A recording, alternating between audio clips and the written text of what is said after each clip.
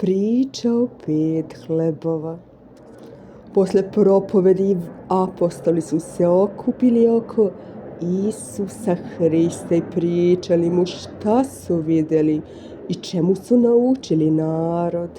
On se zajedno s njima u lađi uputio u usamljeno mesto, nedaleko od Vicaide.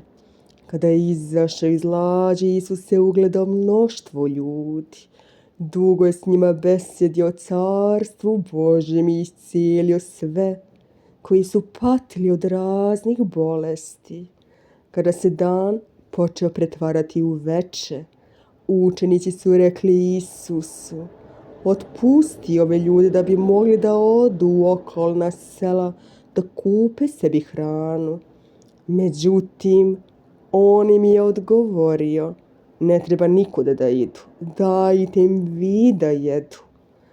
Mi imamo samo 5 hlebova i 2 ribe, ovdje je oko 5.000 ljudi, prigovorili su oni.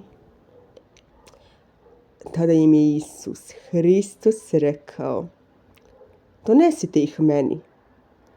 Na tom mjestu je bilo mnogo trave. On je zapovedio apostolima da razvrstaju ljude u redove od 50 i 100 ljudi. Zatim je uzeo 5 hlebova i 2 ribe i pogledavši na nebo, blagoslovio ih i prelomio i dao svojim učenicima da ih podele narodu. Hlebovi i ribe toliko su se umnožili da su svi jeli i nasitili se, a ipak su od preostalog hleba i ribe napunili 12 kotarica. Znajući da narod hoće da ih ga proglasi za svog cara, Isus se udaljio od ljudi i popeo na goru, dok je učenicima zapovedio da preko mora odu u Kapernaum.